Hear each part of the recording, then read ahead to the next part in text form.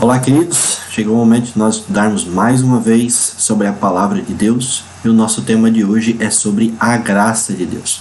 Eu sei que nós já falamos sobre a graça de forma indireta, contudo agora nós vamos entender como alcançar esta graça. Já que ela é um presente, já que ela é uma dádiva, como é que a graça pode chegar até mim ou como eu posso aceitá-la? Queridos, uma história que aconteceu no Monte Everest a respeito de um homem chamado Ernesto Olivares. Era uma noite, já estava escura, e eles começaram a ouvir um estrondo muito alto. Depois de alguns instantes, eles perceberam que havia uma nuvem muito forte, muito grande, e eles perceberam que aquilo não era apenas uma nuvem, mas sim, era na verdade uma avalanche. Por alguns segundos, eles pensaram o que deveriam fazer, mas então tomaram a decisão de se jogar próximos a uma pedra. E por questão de metros, a avalanche passou e não os levou. Contudo, 20 pessoas foram soterradas naquela grande avalanche. Isso aconteceu por causa de um grande terremoto que aconteceu no Nepal, de 7,5 na escala Richter, na questão de tremores. Isso aconteceu no Nepal e esse homem estava no Everest, estava subindo o Everest, estava a mais de 5.000 metros no nível do mar, e ele diz que Deus o resgatou, assim como resgatou Noé dentro da arca de Noé.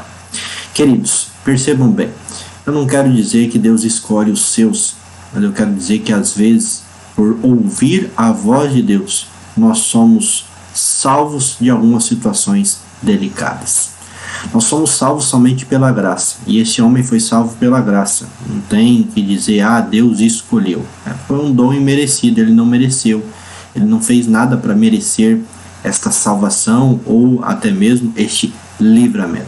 Nós somos salvos pela graça. Ninguém é salvo por obediência, ninguém é salvo por roupa que usa, ninguém é salvo por dízimo que devolve, ninguém é salvo porque é pastor. Nós só somos salvos pela graça. E graça na Bíblia é dom imerecido. E se você não merece, eu também não mereço a graça de Deus. A graça no Antigo Testamento nós vemos na história de Noé.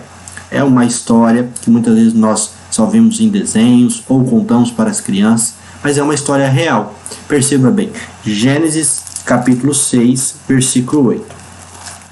Gênesis 6, versículo 8 diz assim: porém, Noé achou graça diante do Senhor. Perceba que a graça não é algo que acontece apenas no Novo Testamento. Alguns dizem por aí que agora nós vivemos no tempo da graça, que agora nós estamos sob a graça. Só que entendam uma coisa, a história de Noé me mostra que a graça de Deus não é apenas após o Novo Testamento ou no Novo Testamento. Mas eu compreendo aqui que se Noé achou graça diante de Deus, ele achou um dom imerecido, pois ele era pecador como eu e como você. Apesar dele ouvir a voz de Deus, mas ele também tinha suas falhas, seus defeitos, e a gente vê isso tempos depois que ele sai da arca, que ele acaba bebendo demais e acaba ficando bêbado. Então perceba que Noé não era perfeito. Mas, queridos, a grande lição deste verso aqui é que existe graça desde o Antigo Testamento. Na verdade, a graça existe desde a criação, pois Deus nos dá um dom imerecido. Você merecia nascer? Nem eu merecia nascer. Queridos, nós vivemos somente pela graça. Mas também tem graça no Novo Testamento, e isto muitos de nossos irmãos evangélicos também creem. Então veja bem, João capítulo 1, versículo 14, nos mostra isso ou nos reforça isso. João 1, verso 14, diz assim: e o verbo se fez carne e habitou entre nós, cheio de graça e de verdade, e vimos a sua glória, glória como a do unigênito do Pai. Perceba que Noé achou graça, Jesus era cheio de graça e Jesus trouxe graça para mim e para você. Graça, dom imerecido. Lembre-se disso. Tá bom, meus queridos? Qual é a atitude do pecador diante da graça? Qual foi a atitude de Noé diante da graça? Ele diz: não, Senhor, eu sou pecador, eu sou falho. Não, Senhor, realmente eu sou muito bom. Realmente o Senhor tem que me salvar. Qual foi a atitude, ou qual deve ser a atitude do pecador diante da graça? Olhe para a história de Noé e pense um pouquinho de qual deve ser a nossa atitude. Atos, capítulo 16, o verso 31. Atos, capítulo 16, o verso 31. Esse texto nos diz assim, Atos 16, 31, responderam-lhe, crê no Senhor Jesus e serás salvo, tu e a tua casa. Qual é a minha atitude diante da graça? Crer. Perceba que Noé ele teve que crer que era a voz de Deus, ele teve que crer que viria a chuva, ele teve que crer que deveria pregar por tanto tempo, ele teve que crer para fazer um grande barco, ele teve que crer, queridos. Crer. É necessário crer. E o que é crer? Crer, queridos, é ter fé naquilo que não se vê, é ter fé na palavra de Deus. Então, veja bem, o que eu preciso fazer para alcançar a graça? Eu preciso ter fé, eu preciso crer em Deus. É isso que eu preciso. Essa tem que ser a atitude do pecador diante da graça. Crer, aceitar. Então veja bem, aqui nós temos 5 passos para que você alcance a graça e permaneça na graça. Porque muitos alcançam a graça, mas se distanciam dela depois de um tempo.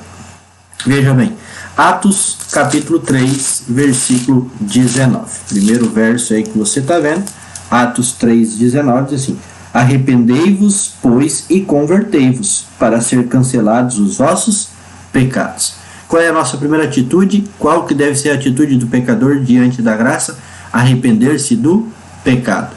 Fiz algo errado, fiz algo que magoou alguém, fiz algo que está contra a vontade de Deus, eu devo me arrepender.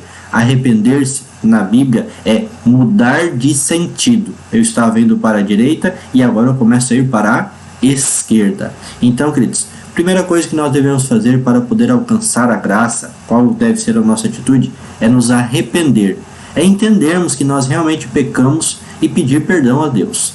Pedir perdão é o segundo passo. João, capítulo 1, versículo 9.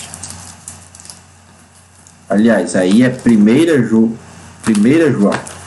Tá faltando umzinho aí, mas daí depois você corrige aí na tua leitura aí, né? 1 João, capítulo 1, versículo 9, tá? O texto diz assim: se confessarmos os nossos pecados, ele é fiel e justo para perdoar os pecados e nos purificar de toda injustiça. Então Pedro fala que eu devo me arrepender para alcançar a graça. João, em 1 João capítulo 1, verso 9, diz que eu devo confessar.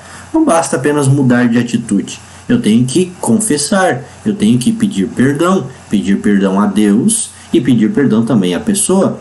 Esta é uma decisão de uma pessoa que alcança a graça diante de Deus. Mas temos um terceiro passo.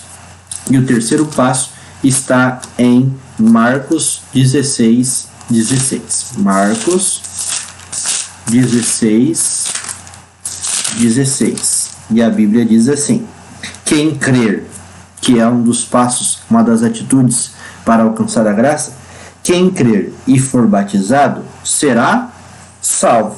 Quem, porém, não crer será condenado. Então eu tenho que me arrepender, eu tenho que confessar, mas eu devo nascer das águas. Quem crer e for batizado será salvo. Há alguns relatos na Bíblia de pessoas que não foram batizadas e que foram salvas. Um exemplo destes é o ladrão na cruz. Cristo disse: olha, em verdade digo hoje, estarás comigo no paraíso. Mas isso quer dizer o quê? Isso quer dizer, queridos, que nós não precisamos nos batizarmos? Não, de forma alguma. Desculpe o erro de português aí, viu, queridos? Então, não é isso que quer dizer.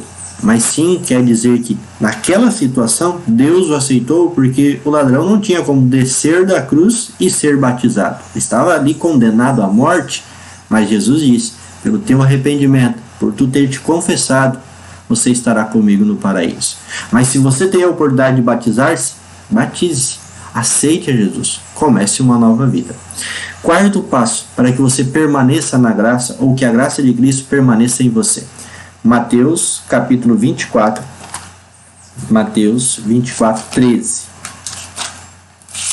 Mateus 24, 13 diz assim: Aquele, porém, que perseverar até o fim será salvo. Ou seja, não adianta eu aceitar a Cristo por um dia e logo 2, 3 dias depois eu começar a retornar a fazer as mesmas coisas que eu fazia antes. Eu preciso perseverar. E aí é o que o próprio Cristo diz, que aquele que põe a mão no arado, mas olha para trás, não é digno de mim. Por quê? Não perseverou. Primeira dificuldade, não perseverou. Você pode também estudar sobre aquela história que Jesus fala sobre o semeador, que o semeador saiu a semear, e aí então a semente caiu sobre a beira do caminho, a semente caiu sobre entre os espinhos, a semente caiu sobre a rocha, e aí a semente caiu em terra boa. Ou seja, a terra boa são aqueles que perseveram, que arrependeram-se, confessaram, batizaram-se, mas perseveraram em Cristo Jesus. Já os demais são pessoas que, no decorrer do caminho, esqueceram de uma dessas partes ou não perseveraram no temor do Senhor. E aí então vem João capítulo 15, o versículo 5, que nos fala o último, e na verdade confirmando este quarto aí, que é João 15, o verso 5, que diz assim: Eu sou a videira, vós os ramos. Quem permanece em mim e eu nele, esse dá muito fruto, porque sem mim nada podeis fazer.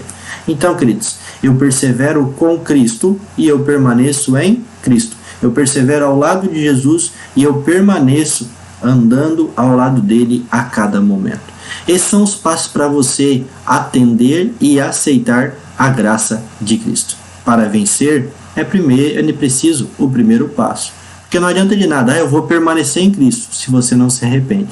Eu vou perseverar se você não confessa. Eu vou batizar se você não permanece em Cristo.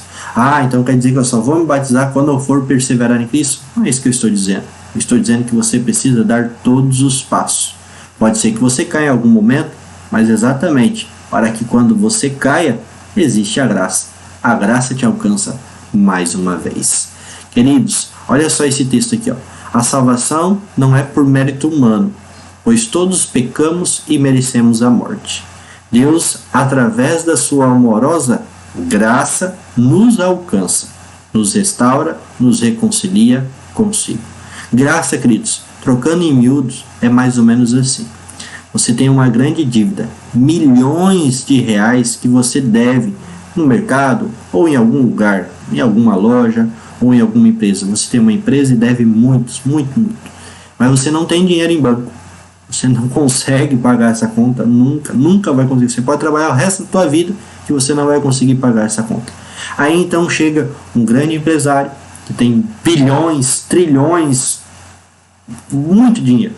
E aí ele chega para você e diz assim: Oi, eu quero abrir uma conta conjunta com você. Eu quero que todo o meu dinheiro esteja em uma conta junto com você.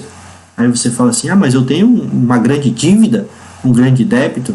E então essa pessoa rica disse assim: não me importa. Você aceita abrir uma conta junto comigo? Se você aceita abrir uma conta junto comigo, o seu débito é meu e o meu dinheiro é seu.